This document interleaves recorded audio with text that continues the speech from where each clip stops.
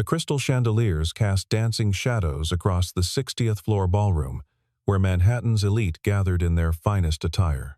Alexandra Sterling stood near the floor-to-ceiling windows, her crimson V-neck dress catching the light as she gripped her champagne flute. Damian Cross approached with predatory grace, his voice cutting through the orchestral music. Arthur Carter, still in his simple work shirt from fixing the hotel's electrical system, was heading toward the service elevator when Alexandra's desperate hand caught his arm. "Pretend you're my husband," she whispered urgently. Camera flashes exploded around them. Whispers rippled through the crowd like wildfire. Arthur stood frozen, unaware that this single lie would transform both their lives forever. Alexandra Sterling commanded attention wherever she walked. Her wavy blonde hair perfectly styled, her posture radiating the confidence of someone born to lead. At 34, she had transformed Sterling Technologies from a struggling firm into a powerhouse, earning respect through ruthless efficiency and brilliant strategic decisions. Yet beneath the polished exterior of designer suits and calculated smiles, lived a woman who had sacrificed everything personal for professional success. Her office on the 58th floor overlooked the city she had conquered, but the view meant nothing when there was no one to share it with. Every relationship had been a transaction. Every dinner, a networking opportunity. Every smile measured for its return on investment.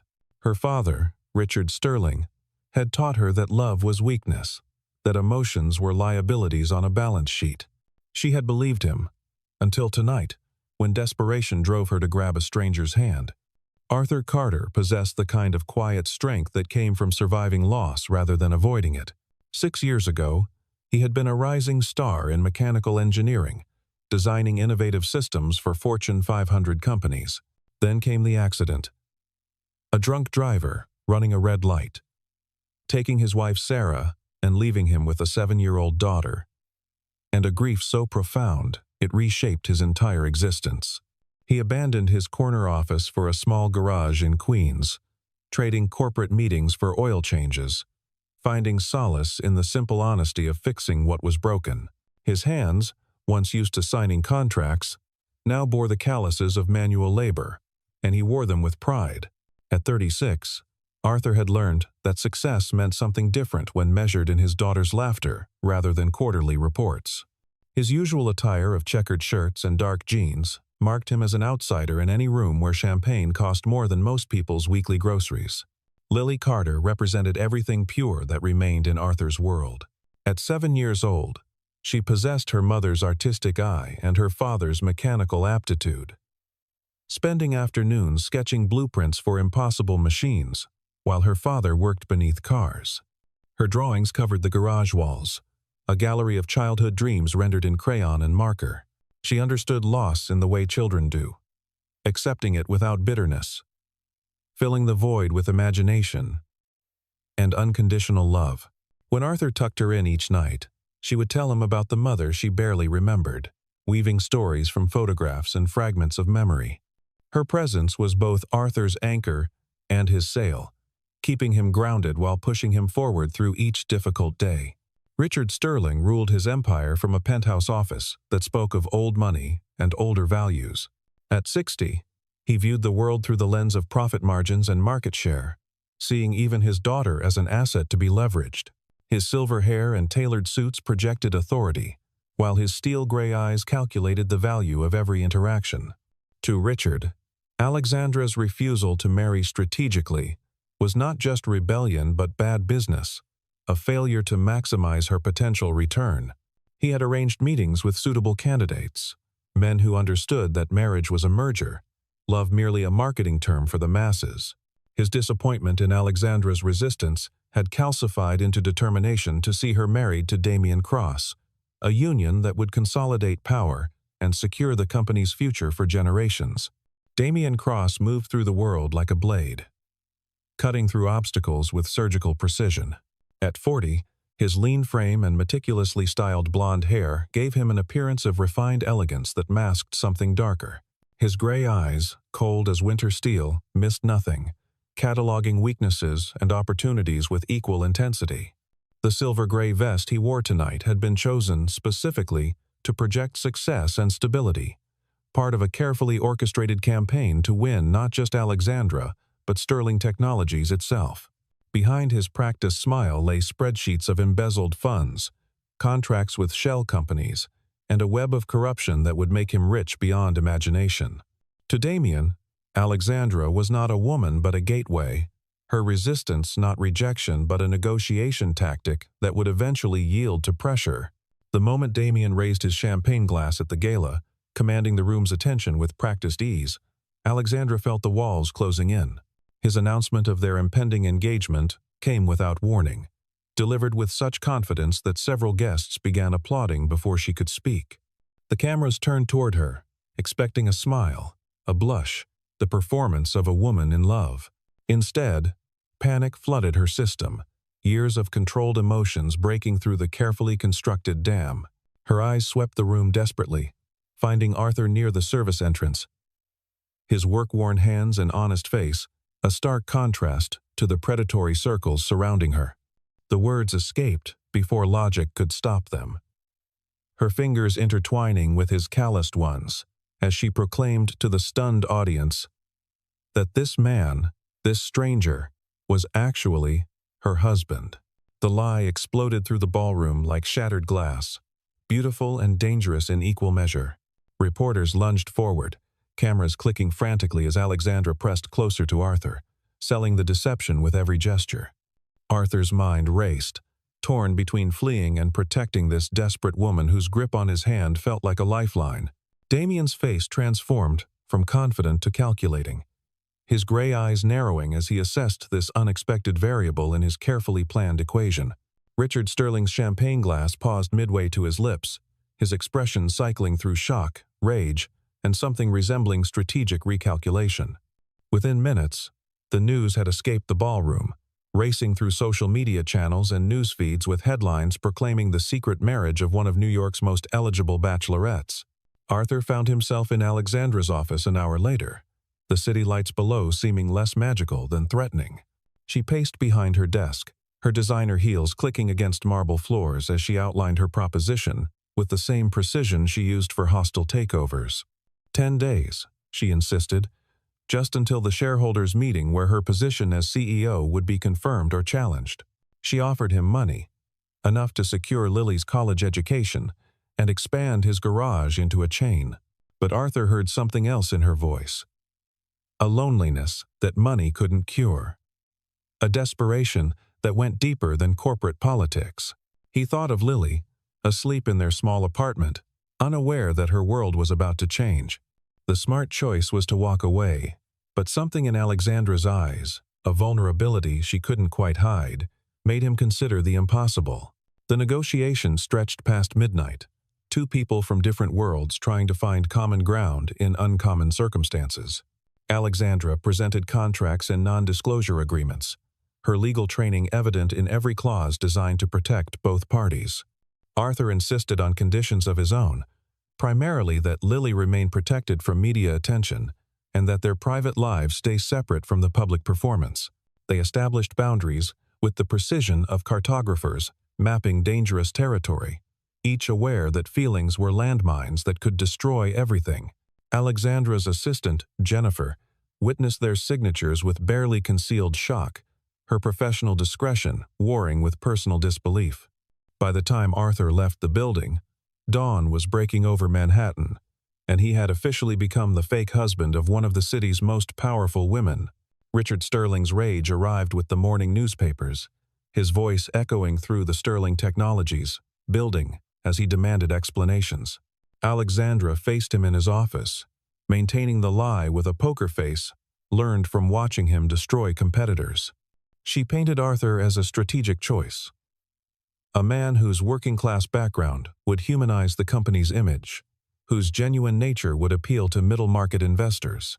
Every word was calculated to appeal to Richard's business instincts rather than his paternal ones, which had always been underdeveloped anyway. Richard ordered background checks, private investigators, and surveillance, determined to find the flaw in this unexpected union. Meanwhile, Damien Cross sat in his own office, fingers steepled as he planned his counterattack, knowing that every lie had a breaking point if enough pressure was applied. The first test came quickly when photographers discovered Arthur's garage, surrounding it like wolves sensing weakness. Arthur arrived to find Lily frightened, unable to understand why strangers were shouting questions about a woman she had never met. The decision to relocate to Sterling Technologies' secure corporate housing came with bitter necessity. Arthur watching his daughter's confusion as they packed their modest belongings under security escort. The corporate apartment was 3 times the size of their home, with views of Central Park and furniture that cost more than Arthur made in a year. Lily walked through it like a museum visitor, afraid to touch anything, while Arthur felt the weight of the deception settling on his shoulders like a lead coat.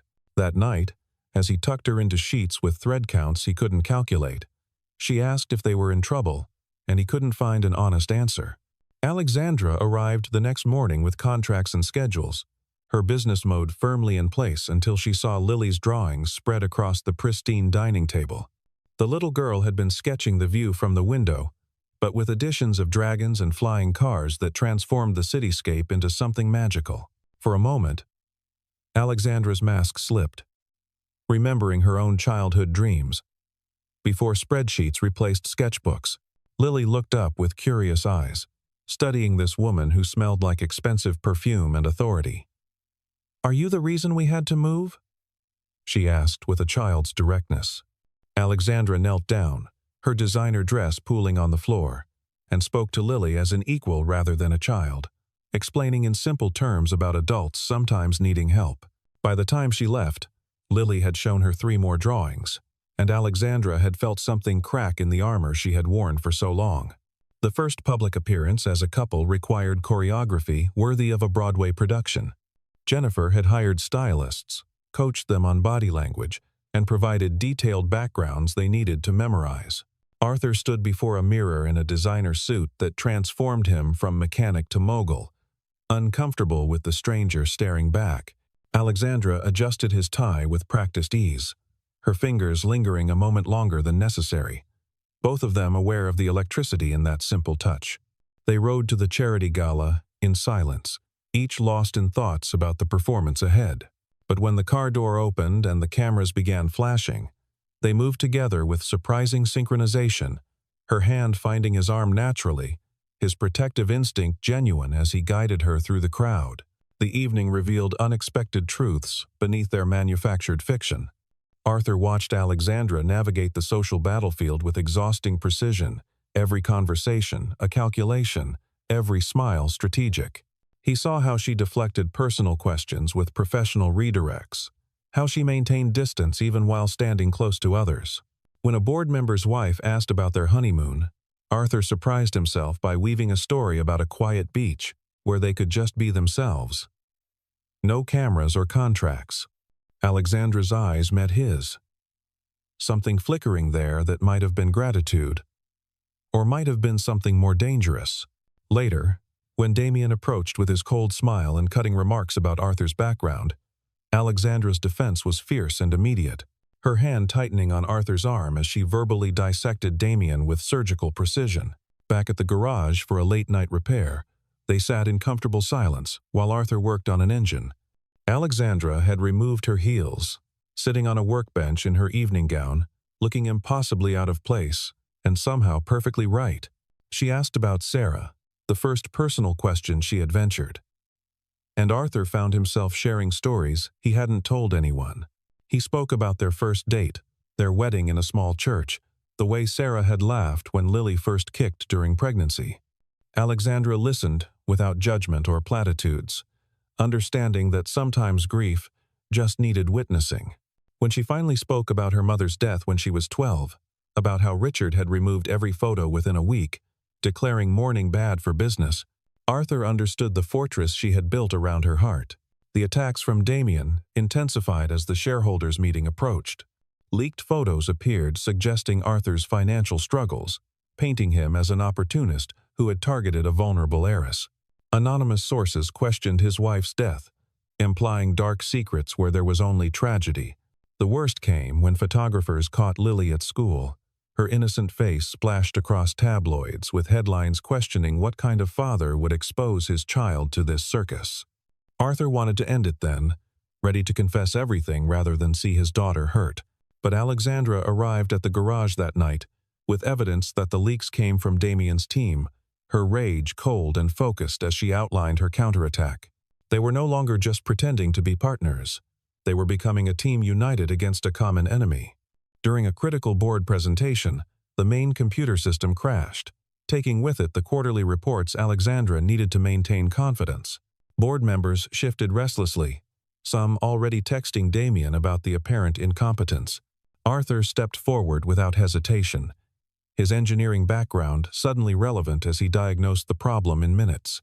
Working with focused intensity, he bypassed corrupted sectors and restored the system.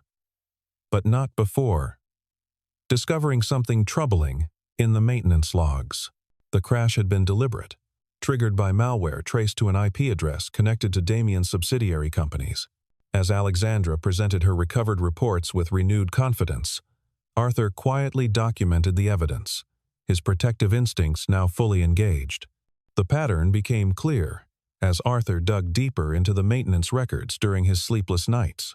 Purchase orders for substandard equipment at premium prices, contracts awarded to shell companies that traced back to Damien's network, systematic overcharging that had drained millions from Sterling Technologies. Each discovery added another piece to a puzzle that revealed not just corruption, but a deliberate campaign to weaken the company from within. Arthur presented his findings to Alexandra in her office at 3 in the morning, both of them exhausted but electric with the implications. She stared at the evidence with a mixture of vindication and betrayal, realizing that Damien's pursuit had never been about her but about consuming her father's empire from the inside out. Richard's reaction to the evidence was volcanic, his rage at being deceived overwhelming his usual calculating nature. He summoned Damien to his office, intending to confront him privately, but Damien arrived with lawyers and threats of his own. He claimed to have evidence of Richard's own past indiscretions, dealings that skirted legality in the company's early days. The standoff might have continued indefinitely, but Alexandra entered with Arthur and a forensic accountant who had verified every transaction. The truth was undeniable, documented in spreadsheets and bank records that painted Damien as a parasite who had been feeding off Sterling Technologies for years. Richard's eyes moved between his daughter and Arthur, seeing for the first time how they worked together, how Arthur's steady presence gave Alexandra the strength to stand against powers that had intimidated her for years. Damien's desperation manifested in a final, vicious attack. Photos of Lily appeared on gossip sites with her school schedule and home address, accompanied by suggestions that concerned citizens might want to express their opinions about her father's gold digging directly. The threat was clear, forcing Arthur to pull Lily from school while security was reinforced. His rage was quiet but absolute, the protective father ready to abandon everything to keep his daughter safe. Alexandra found him packing their belongings, prepared to disappear rather than let Lily become a casualty of adult wars. The sight of him folding Lily's drawings with shaking hands broke something in Alexandra, made her realize that some things mattered more than stock prices and board positions. The press conference Alexandra called was unprecedented in its honesty. Standing before hundreds of reporters, she abandoned the prepared statements and spoke from her heart for perhaps the first time in her professional life. She admitted that her relationship with Arthur had begun as a deception, a desperate move to avoid an unwanted marriage. But she continued, her voice growing stronger, explaining how this supposed lie had revealed more truth than her entire carefully managed life. She spoke about Arthur's integrity, his devotion to his daughter, his competence that needed no Ivy League validation. She presented the evidence against Damien publicly, every document displayed on screens while forensic accountants explained the scope of the embezzlement. She ended by stating that whether the board kept her as CEO or not, she had already found something more valuable than any position could offer. The aftermath was swift and decisive. Federal investigators arrested Damien during the live broadcast, his protests drowned out by the clicking of handcuffs and camera shutters. The board voted unanimously to retain Alexandra as CEO, some out of genuine support. Others recognizing the public relations disaster of removing her after such a display of corporate crime fighting. Richard approached Arthur afterward, his usual stern expression replaced by something almost resembling humility. His apology was stilted, unused to admitting error, but genuine in its acknowledgement that Arthur had saved not just the company, but possibly his daughter's life. He offered Arthur a position in the company, anything he wanted. But Arthur declined quietly, explaining that he had a garage to run and a daughter to raise. The following days passed in a strange, suspended state. The fake relationship officially ended, but something undefined hanging between them. Alexandra returned to her office, her position secure but feeling hollow. Arthur moved back to Queens with Lily, their small apartment feeling both cramped and empty after the corporate housing. They didn't speak for a week, both processing what had happened and what it meant.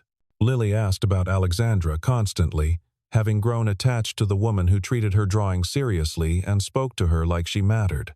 Arthur found himself driving past the Sterling Technologies building, looking up at the lights on the 58th floor, wondering if she was there working late and alone. It was Lily who broke the stalemate with the simple wisdom children possess. She had drawn a picture of the three of them at the garage, Alexandra in her red dress working on an engine while Arthur and Lily handed her tools. The image was impossible, but somehow perfect, capturing something that hadn't existed but maybe could. "If she makes you smile the way Mommy did in the pictures," Lily said carefully, "maybe she should stay." Arthur stared at his daughter, this 7-year-old philosopher who had survived loss and still believed in possibility. That evening, he found himself standing in the garage, not sure what he was waiting for until Alexandra's car pulled up, her designer dress incongruous against the oil-stained concrete. She held the severance check he had refused, a sum large enough to change their lives completely. But her hands trembled as she offered it. And he understood this wasn't about money, but about finding an excuse to see him again. They talked through the night, not about contracts or deceptions, but about real things. She admitted that watching him with Lily had shown her what she had sacrificed for success, the family she had never allowed herself to want. He confessed that she had reminded him that he could be more than just a grieving widower, that his heart might have room for new love without betraying the old.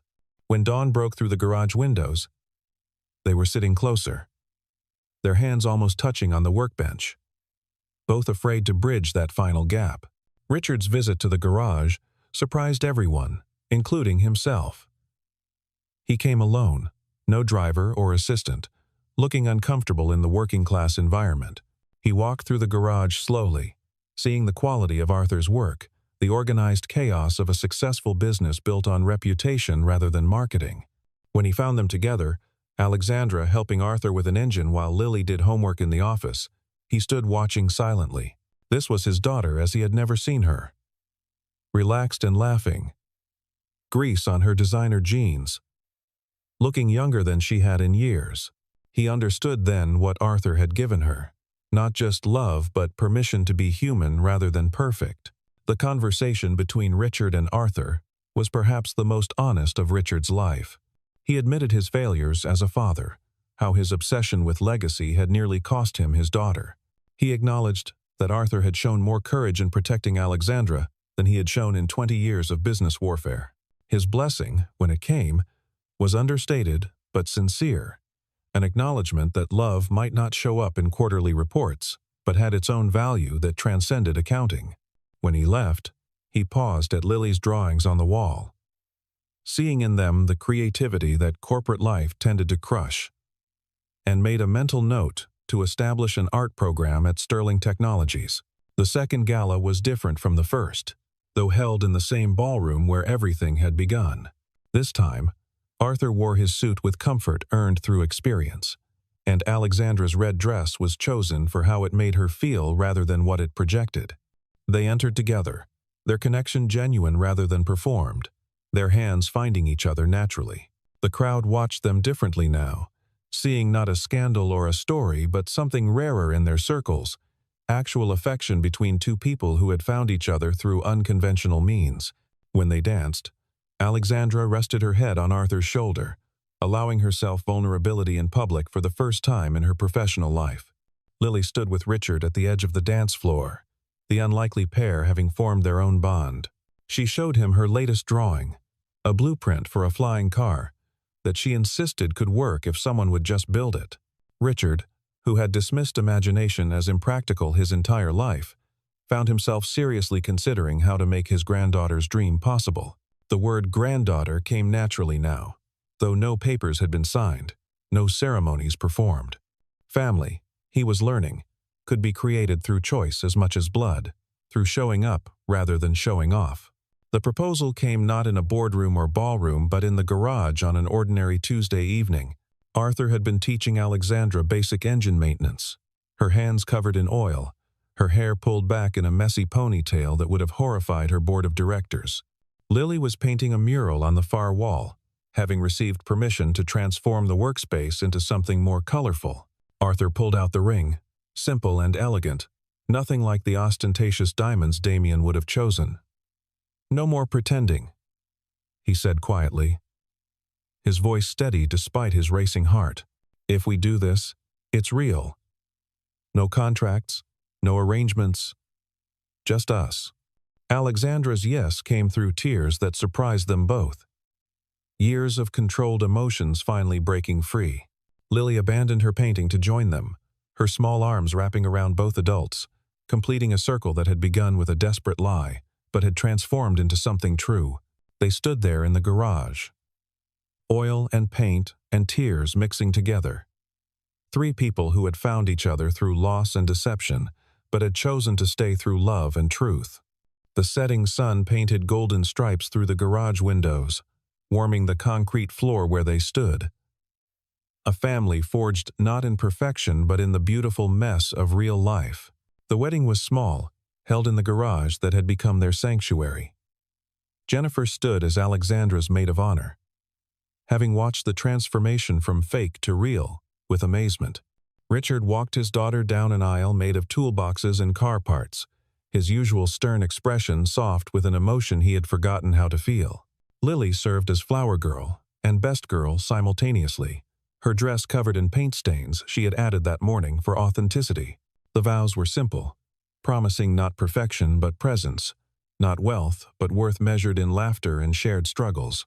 When Arthur kissed his bride, Lily cheered louder than anyone, her joy infectious enough to make even Richard smile broadly. The reception continued into the evening, corporate executives dancing next to mechanics. Two worlds merged through the bridge of unexpected love. Alexandra danced with Lily standing on her feet, both of them giggling as Arthur spun them around the cleared garage floor. The photographer captured them in that moment. Not posed or perfect, but real. Three people who had started as strangers but had chosen to become family.